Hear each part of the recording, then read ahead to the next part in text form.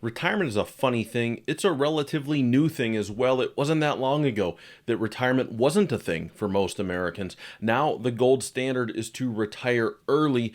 Today, I'll show you how. First things first, you know from my videos, there's no such thing as one size fits all, but what I'll give you today is a guideline based on a few different factors.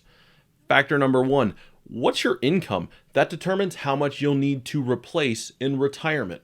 Factor number two, how much do you currently have put away? Depending on what you've got put away, that's going to tell us how fast you need to run between now and retirement.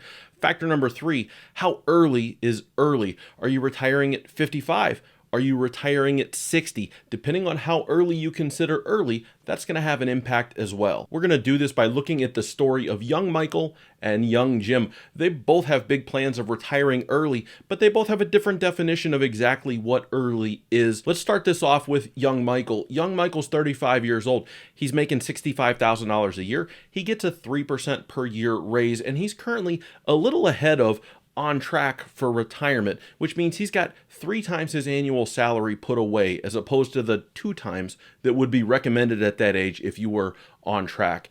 Now, that's not surprising because he's working hard to be able to retire in 20 years at age 55. By the way, there's lots of potential issues that come with retiring that early. You've got to fund health insurance for 10 years until you get to Medicare. You've got no access to Social Security at that age. And depending on where you're drawing income from, if it's from qualified investment accounts, you've got to calculate something called a 72T distribution.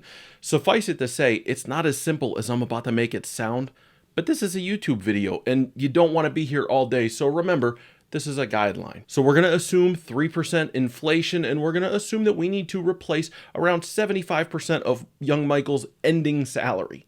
That means that he's going to need an income of around $90,000 per year in future dollars.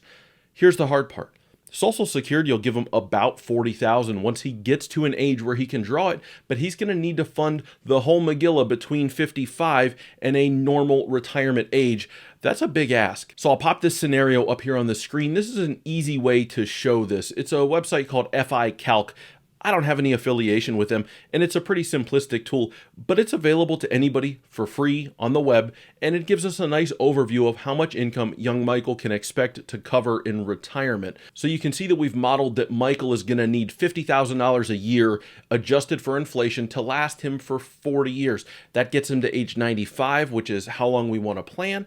He's also going to need an additional $40,000 per year from age 55 to 65 because he won't have Social Security yet. Once he gets to 65, he can elect Social Security, so he won't need the extra money anymore.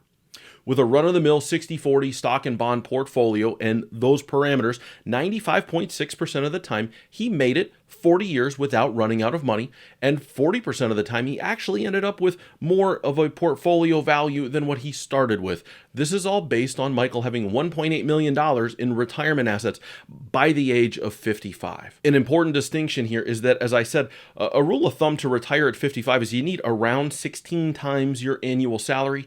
You don't need that much if you're watching the video and you're just planning for a regular retirement because you've got 10 more years to save. You've got 10 more years for the money to grow before you would need to access it. And lastly, if you retire at a more conventional retirement age, that means you've got to support your income for about 30 years in retirement as opposed to the 40 that I'm showing you right now.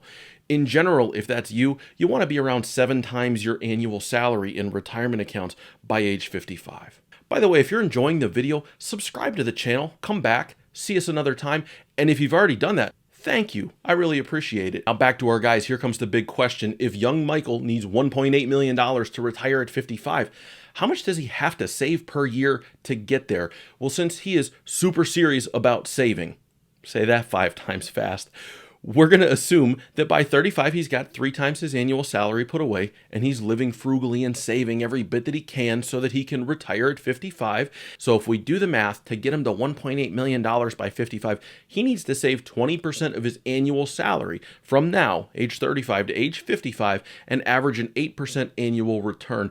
If he does that, and he keeps getting the raises we talked about, he'll get to 55 with $1.849 million, which, as we just saw, should do the trick. Now, that's a great scenario. It would be great to retire at 55, but for most folks, that's probably a little pie in the sky. So How about age 60? What kind of difference does it make to work for 5 more years before making the move to retire? The answer is this: it makes a massive difference.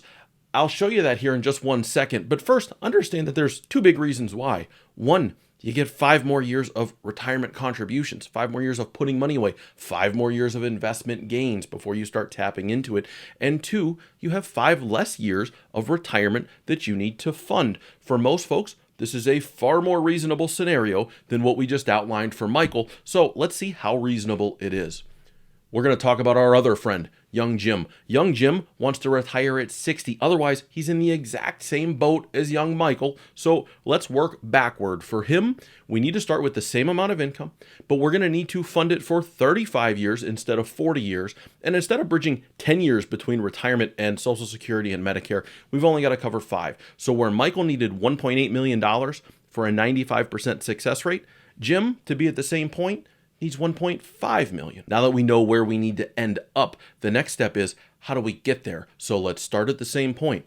Jim's got the same salary, $65,000 a year. He's also 35 years old. He's going to get the same raises as Michael, but he's got a 25-year time frame instead of 20, and he's got a smaller target, $1.5 million instead of $1.8 million. So where Michael had to save aggressively, putting 20% of his paycheck away every year to retire, Jim needs, drum roll, less than 4%.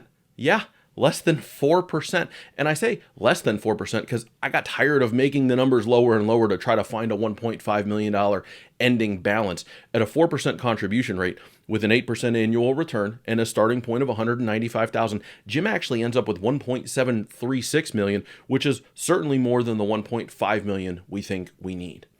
That speaks to the power of compounding returns and just how powerful time is when planning for the future. Just those extra 5 years of continuing to grow massively impacts Jim's ability to retire at 60. He's only got to save 4% per year, and he still gets to retire early because he's been a very aggressive saver early on and built up a nice strong balance at a relatively young age. So what can we learn from this?